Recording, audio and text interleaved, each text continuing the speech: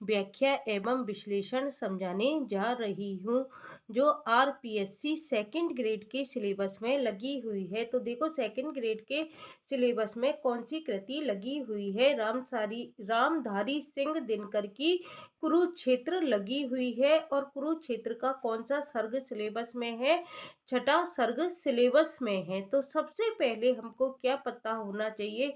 सबसे पहले हम रामधारी सिंह दिनकर के बारे में थोड़ी सी जानकारी प्राप्त करेंगे और फिर हम देखेंगे कि रामधारी सिंह दिनकर का जन्म कब हुआ था, उनके बचपन का नाम क्या था। फिर उसके बाद हम कुरुक्षेत्र काव्य के बारे में समझेंगे कि कुरुक्षेत्र काव्य में क्या बताया गया है। इसके बाद में आपको कुरुक्षेत्र काव्य के छठे सर्ग की व्याख्या प्रस्तुत करूंगी। तो सबसे पहले हम क्या पढ़ने जा रहे हैं? परिचय, जो कि रामधारी सिंह दिनकर का परिचय है।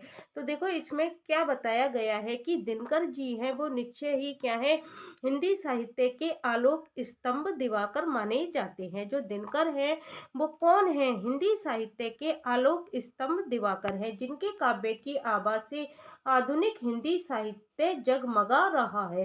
तो ये जो रामधारी सिंह दिनकर हैं ये कौन सी काल के हो गए? आधुनिक काल के हो गए। आपसे पहला क्वेश्चन तो यही पूछ लिया जाएगा कि रामधारी सिंह दिनकर कौन से काल के कवि हैं? रीति काल के हैं, भक्ति काल के हैं, आदि काल के हैं या आधुनिक काल के हैं? तो आपका आंसर क्या आ जाएगा? आधुनिक हिंदी साहित्य, अर्थात ये आधुनिक काल के कवि हैं। और इन्होंने साहित्य सर्जन कब किया था? इन्होंने 1928 से 29 में विधिवत साहित्य सर्जन के क्षेत्र में पदार्पण किया था। तब से लेकर वे जीवन पर्यंत निरंतर धारा प्रवाह लिखते रहे। कौन लिखते रहे? रामधारी सिंह दिनकर लिखते रहे। उनके काव्य में हमें जीवन के विविध आयाम परिलक्षित होते हैं। किनके काव्य में परिलक्षित होते हैं? दिनकर के काव्य में परिलक्षित होते हैं। बचपन से ही संघर्ष में जीवन से दो दो हाथ करते रहने के कारण उनके जीवन में आक्रोश एवं क्रांति का उद्घोष अपेक्षाकृत ऊंचे स्वर में सुनाई पड़ता है। किसके काव्य में सुनाई पड़ता है? रामधारी सिंह दिनकर के काव्य में सुनाई पड़ता है। क्यों सुनाई पड़ता है? क्योंकि वो बचपन से ही क्या थे? संघर्ष में जीवन उनका रहा था और उनके जीवन से हमको क्या प्राप्त होता है? आक्रोश एवं क्रांति का उद्घोष हमको सुनाई पड़ता है। तो ये थोड़ा थोड़ा क्या है, रामधारी सिंह दिनकर के बारे में जानकारी है। आपको रामधारी सिंह दिनकर के बारे में पता होना चाहिए।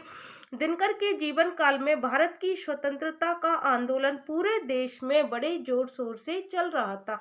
जब दिनकर का जीवन काल चल रहा था, यौवन काल चल रहा था, तो उस समय की स्थिति बताई गई है कि उस समय क्या था।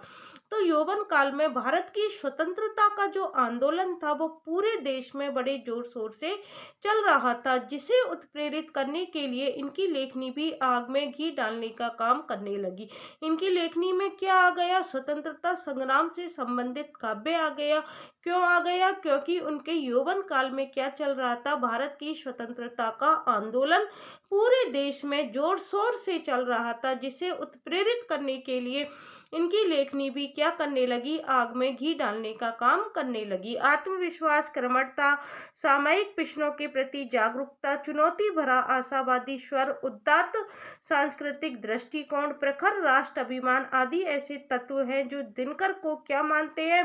परंपरावादी कवियों से अलग करते हैं। दिनकर को परंपरावादी कवियों से अलग क्यों किया जाता है? क्योंकि जो उनका काव्य है उसमें हमको क्या मिलता है? आत्मविश्वास मिलता है, कर्मठता मिलती है, सामयिक प्रश्नों के प्रति क्या मिलती है? जागरूकता मिलती है, चुनौती भरा क्या मिलता है? आशावादी स्वर मिलता है, उदात्त सांस्कृतिक दृष्टिकोण मिलता है, प्रखर क्या मिलता है? राष्ट्र अभिमान मिलता है। ऐसे तत्व मिलते हैं जो दिनकर को परंपरावादी कवियों से क्या करते हैं? अलग करते हैं। वे सच्चे अर्थों में कौन हो गए? युगचारण हो गए और जनकवि थे। राष्ट्रीय भावनाओं के ओजस्वी गायक दिनकर ने अपनी रचनाओं के माध्यम से सामाजिक चेतना एवं जनसाधारण का क्या फूका है? शंख फूका है। उनमें निर्भीकता थी, स्पष्ट बाध्यता थी, इसीलिए वे अपनी समस्त रचनाओं में युगीन स्थितियों के विरुद्ध क्या प्रकट करते हैं? तीव्र आक्रोश व्यक्त करते थे। कौन करते थे? रामधारी सिंह दिनकर करते थे। क्यों करते थे? क्योंकि वो क्या थे? सामाजिक चेतना एवं जनसाधारण का उन्होंने क्या फूका था? शंख फूका था। उनमें निर्भीकता थी, स्पष्ट बाध्यता थी, इसीलिए वे अपनी समस्त रचनाओं में युगीन स्थितियों के विरुद्ध तीव्र आक्रोश व्यक्त करते थे। पूंजीवादी शोषण व्यवस्था की धज्जियां उड़ा देते थे। वे विदेशी नस्रंस शासकों को सिंहासन खाली करने के लिए कहते थे। उन्हें विश्वास था खुद पर, अपने देश के बांधवों पर उन्हें विश्वास था। वे जानते थे कि एक न एक दिन आजादी मिलकर रहेगी और वह भी सामान्य जनता के कारण। आजादी दिलाने में किसका योगदान रहा? सामान्य जनता। दिनकर के काव्य का पर्यवेक्षण करने पर पता चलता है कि उसमें आरंभ से ही एक ओर तो उत्तेजना थी और आक्रोश भरी राष्ट्रीय एवं सामाजिक चेतना थी, और दूसरी ओर सुंदरता का आनंद लेने की प्रवृत्ति। दोनों का क्या है? सह अस्तित्व। ये किसमें हमको दिखाई देता है? दिनकर का काव्य जब हम देखते हैं तो दिनकर का काव्य देखने से हमको क्या पता चलता है? उनमें क्या थी? उत्तेजना थी, आक्रोश भरी राष्ट्रीय और सामाजिक चेतना थी, और दूसरी ओर उनमें क्या थी? सुंदरता का आनंद लेने की प्रवृत्ति। दोनों का क्या था? सह अस्तित्व है। अब हम देखते हैं दिनकर की जीवनी के बारे में थोड़ा बहुत हमको जानकारी होनी चाहिए, और उन्होंने कौन कौन से काव्य लिखे उसके बारे में भी जानकारी होनी चाहिए। क्यों जानकारी होनी चाहिए? हालांकि सेकंड ग्रेड के सिलेबस में जो लगी हुई है वो दिनकर का कुरुक्षेत्र लगा हुआ है और उसका छठा सर्ग लगा हुआ है, लेकिन आपसे दिनकर के बारे में भी क्वेश्चन पूछा जा सकता है कि दिनकर का जन्म कहाँ हुआ था, कब हुआ था, उनके माता पिता कौन थे, उनका बचपन का नाम क्या था, और उनकी जो रचनाएं हैं उनके बारे में आपको जानकारी प्राप्त होनी चाहिए। इनके बारे में जानकारी प्राप्त करके फिर हम दिनकर के छठे सर्ग की ओर कदम बढ़ाएंगे। तो देखो, राजकवि रामधारी सिंह दिनकर है, उनका जन्म कब हुआ था? 23 सितंबर 1908 को हुआ था। आपको याद रखना है कि उनका जन्म 23 सितंबर 1908 को हुआ था। गांव कौन सा था? सिमरिया। जिला कौन सा था? बेगूसराय, बिहार में हुआ था। तो दिनकर कहाँ के हो गए? बिहार के कभी हो गए। और गांव कौन सा हो गया? सिमरिया हो गया। जिला बेगूसराय हो गया। और जन्म कब हुआ? 23 सितंबर 1908 को हुआ था। इनके पिता का नाम था रवि सिंह और माता का नाम था मनरूप देवी। वैसे माता पिता का नाम नहीं पूछा जाता है, फिर भी थोड़ा हमको मालूम होना चाहिए कि क्या था इनके पिता का नाम और माता का नाम। पिता का नाम था रवि सिंह और माता का नाम था मनरूप देवी। इनका परिवार क्या करता था? कृषि कार्य करके अपनी जीविका चलाता था। ये कितने भाई बहन थे? 4 भाई बहन थे। 3 भाई थे ये और 1 बहन थी। इनके बचपन का नाम ननुआ था। ये आपको पता होना चाहिए कि रामधारी सिंह दिनकर के बचपन का नाम क्या था। तो क्या था? इनके बचपन का नाम ननुआ था। जब ननुआ रामधारी सिंह 2 वर्ष के ही थे तो इनके पिता का क्या हो गया? स्वर्गवास हो गया। पिता के निधन के बाद इनके परिवार पर क्या हो गया? विपत्तियों का पहाड़ टूट पड़ा, क्योंकि पिता ही आजीविका के साधन होते हैं। वो ही क्या है? कमाकर घर में लाते हैं, बच्चों का लालन पालन करते हैं, और माताएं घर का कार्य को संभालती थी। जब पिता का स्वर्गवास हो गया तो फिर क्या हो गया? इनके परिवार पर विपत्तियों का पहाड़ टूट पड़ा। इनकी माता ने किसी तरह इनका पालन पोषण किया। ये बड़े कुशार्ग बुद्धि थे। निर्धनता से लड़ते हुए उन्होंने 1928 में क्या की? मैट्रिक की परीक्षा पास की। उसके उपरांत सन 1932 में ये पटना विश्वविद्यालय से बीए ऑनर्स की उपाधि प्राप्त की। तो इन्होंने बीए ऑनर्स की उपाधि कहाँ से प्राप्त की थी? पटना विश्वविद्यालय से की थी। और कब प्राप्त की थी? 1932 में प्राप्त की थी। और मैट्रिक की परीक्षा उन्होंने 1928 में पास की थी। पहले क्या होता था? बीए करते ही नौकरी लग जाया करती थी डायरेक्टली। आज के समय जैसा कंपटीशन पहले नहीं था। पहले पढ़ाई बहुत कम लोग किया करते थे तो नौकरी भी तुरंत मिल जाया करती थी। इसके बाद ये एक विद्यालय में क्या करने लगे? सरकारी नौकरी करने लगे। और 1934 से 1947 तक उन्होंने बिहार सरकार की सेवा में सब रजिस्ट्रार और प्रचार विभाग के उप निदेशक पदों पर कार्य किया। तो देखो, आपको जानकारी होनी चाहिए कि 1934 से 1947 तक इन्होंने बिहार सरकार की सेवा में सब रजिस्ट्रार और प्रचार विभाग के उप निदेशक पदों पर क्या किया था? कार्य किया था।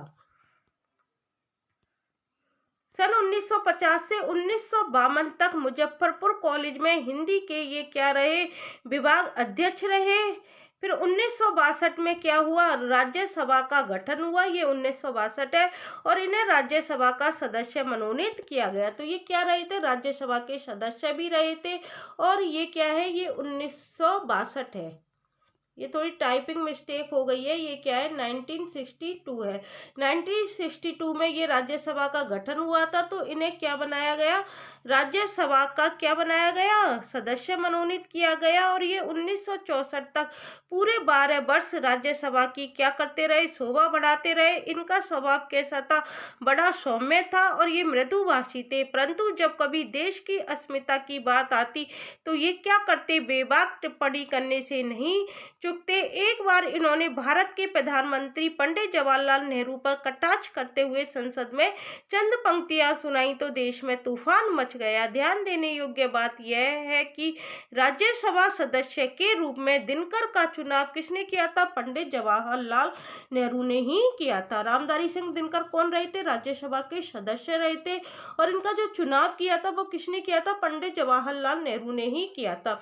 इसके बावजूद उन्होंने नेहरू की नीतियों पर क्या किया, प्रखर प्रहार किया। देखने में देवता सदृश लगते हैं। इन्होंने देखो नेहरू की नीतियों पर किस प्रकार से प्रहार किया, ये लिखते हैं, देखने में देवता सदृश लगते हैं, बंद कमरे में बैठकर गलत हुक्म लिखता है, जिस पापी को गुण नहीं गोत्र प्यारा है, समझो उसी ने हमें मारा है। ये पंक्तियां किसने लिखी थी, रामधारी सिंह दिनकर ने लिखी थी। और किसके लिए लिखी थी, ये इन्होंने जवाहरलाल नेहरू के लिए लिखी थी, उन पर व्यंग किया था। और क्या कहा था, देखने में देवता सादृश्य लगता है, बंद कमरे में बैठकर गलत हुक्म लिखता है, जिस पापी को गुण नहीं गोत्र प्यारा है, समझो उसी ने हमें मारा है।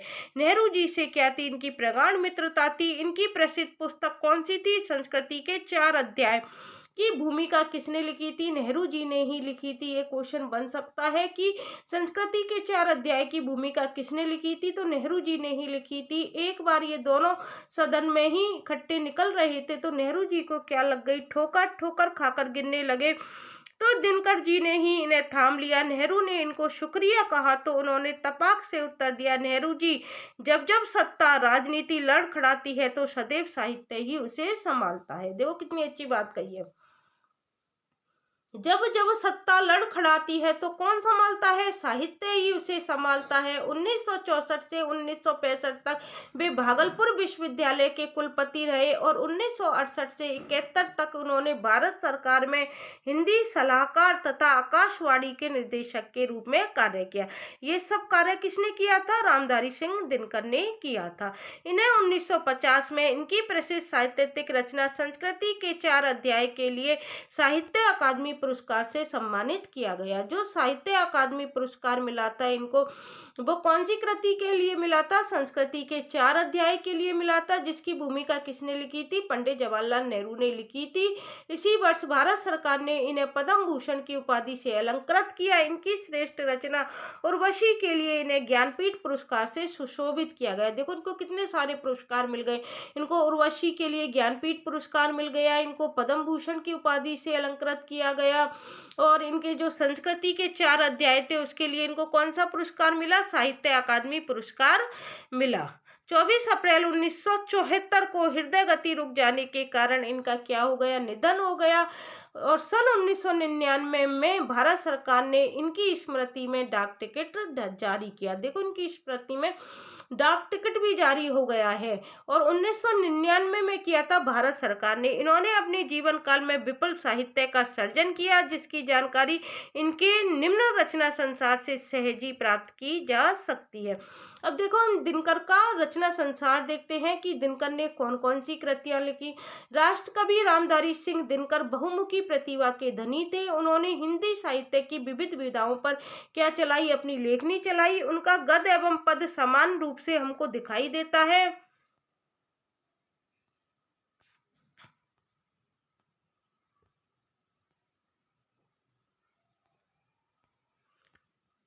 एक मिनट, इनका अब हम काव्य संग्रह पढ़ने जा रहे हैं कि दिनकर ने कौन कौन से काव्य लिखे हैं, क्योंकि इसके बारे में आपसे क्वेश्चन पूछा जा सकता है। इनका गद्य एवं पद समान रूप से समादृत हुआ, लेकिन उनकी सर्वाधिक ख्याति का आधार उनकी पद्यात्मक रचनाएं ही है। देश प्रेम से परिप्लावित इनकी काव्य साधना के परिप्रेक्ष्य में इन्हें राष्ट्र कवि के रूप में सम्मान मिला।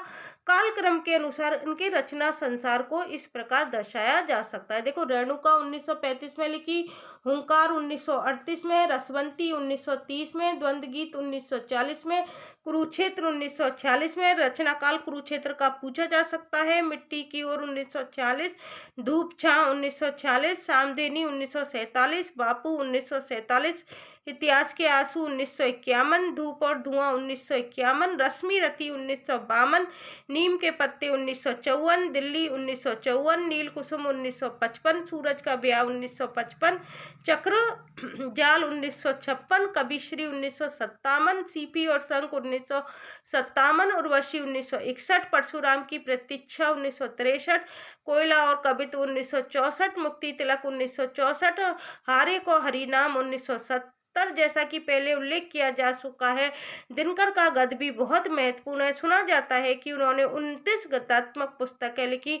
उनमें से कुछ पुस्तकों का इस प्रकार नामांकित किया जा सकता है। मिट्टी की ओर 1940, अर्धनारीश्वर 1952, रेती के फूल 1954, हमारी सांस्कृतिक एकता 1954, संस्कृति के 4 अध्याय 1956, वेणुवन 1958, राष्ट्रभाषा और राष्ट्रीय एकता इन्होंने 1958 में लिखी। इस प्रकार हमने किसके बारे में अध्ययन कर लिया? रामधारी सिंह दिनकर के बारे में पढ़ लिया, उनका साहित्य परिचय भी देख लिया, उनका जीवन परिचय भी देख लिया। अब हम इनकी जो कृति सिलेबस में लगी हुई है कुरुक्षेत्र, इसके बारे में अध्ययन करेंगे, जो कि मैं आपको कल की वीडियो में कुरुक्षेत्र का परिचय बताऊंगी और फिर हम कुरुक्षेत्र के बारे में अध्ययन करेंगे। यदि आपको मेरा पढ़ाया हुआ अच्छा लगता है तो प्लीज वीडियो को लाइक, शेयर और सब्सक्राइब